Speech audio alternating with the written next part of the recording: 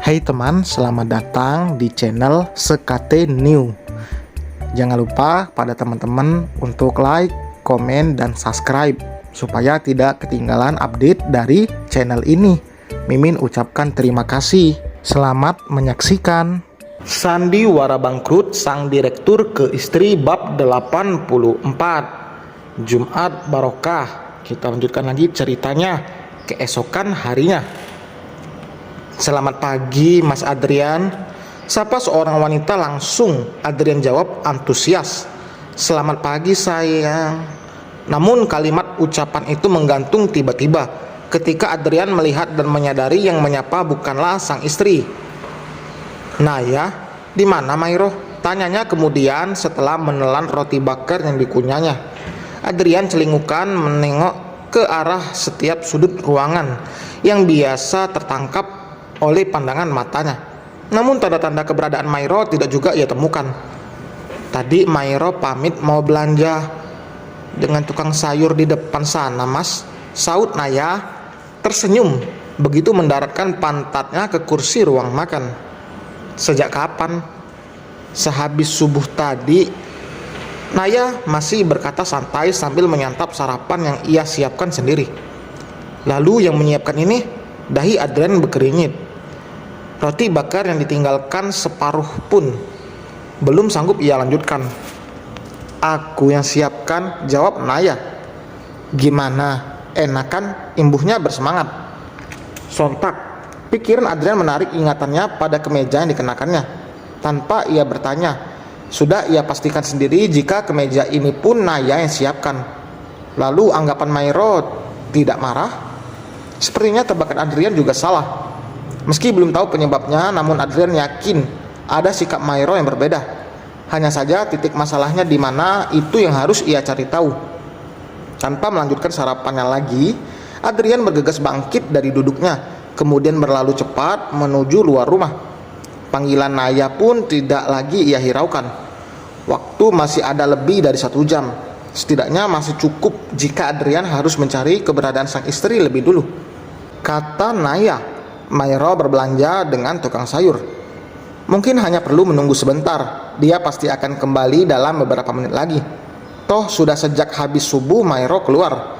Sejenak Adrian berpikir, sehabis subuh berbelanja sayur, jaraknya sejauh apa? Kenapa masih belum kembali?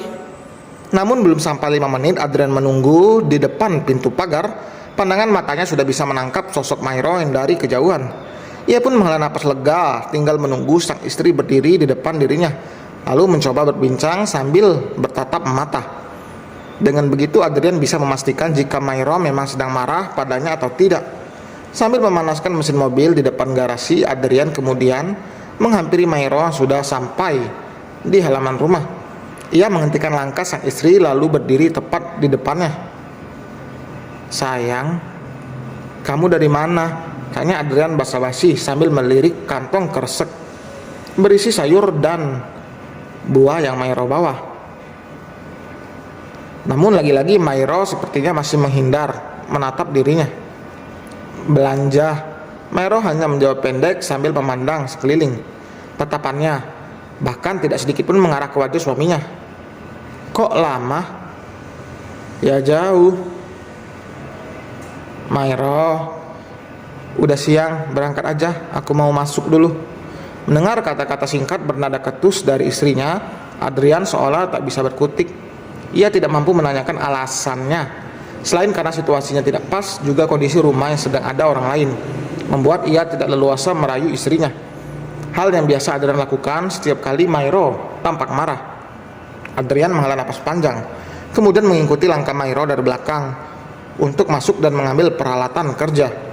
Tidak ada yang bisa ia lakukan selain memaklumi waktu hari ini dan mencari kesempatan yang tepat.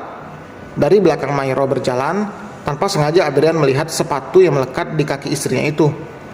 Masalahnya, baru kali ini ia melihat sang istri mengenakan sepatu di pagi hari. Cukup heran pastinya. Mungkin ada aktivitas lain yang Mairo lakukan di luar rumah selain hanya untuk belanja. Itulah kenapa waktu yang dia habiskan begitu lama.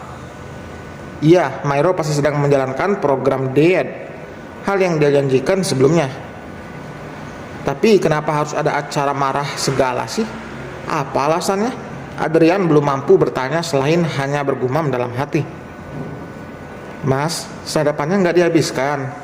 Langkah kaki Adrian terhenti tepat di tengah-tengah anak tangga ketika suara seorang wanita terdengar cukup nyaring di telinganya. Ia menoleh lebih dulu ke arah Mairo yang keluar dari dapur, hingga kedua pandangan bertemu sekilas. Namun tatapan istrinya masih dengan ekspresi datar. Lalu beralih menatap Naya yang melontarkan tanya. Tidak, Nay, sautnya singkat, yang kemudian kembali melanjutkan langkah ke lantai 2. Apa mungkin karena keberadaan Naya, sikap Mairo berubah seperti itu? Tapi bukankah dia sendiri yang meminta izin padaku agar Naya bisa tinggal di sini? Adrian bergumam sepanjang perjalanan hingga selesai aktivitasnya bersiap berangkat. Lagi-lagi Adrian mencari keberadaan Mairo sebelum memutuskan keluar dari rumah. Padahal biasanya dia sendiri yang mengantar, tapi kali ini mungkin harus bergantian untuk sementara waktu. Mai, aku berangkat ya. Sambil melangkah menghampiri istrinya di halaman samping, Adrian berpamitan. Tak lupa senyum ia terbitkan semanis mungkin agar Mairo melihatnya. Ya, hati-hati. Sayangnya Mairo terus melanjutkan aktivitas menjemur pakaiannya tanpa sedikit pun menoleh ke arah Adrian. Tentu membuat hatinya sedikit tersayat meski tidak terlalu marah. Mai, Adrian mencoba protes. Mungkin sang istri mau sedikit memberi pencerahan. Sudah siang, berangkatlah.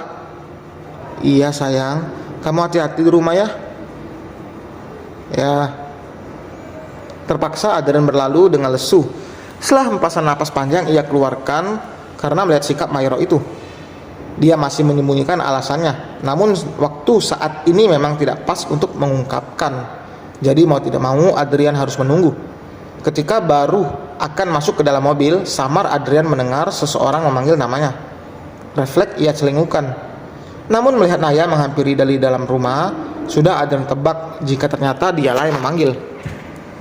Mas, mau berangkat ya? Adrian mengangguk tanpa menatap Naya.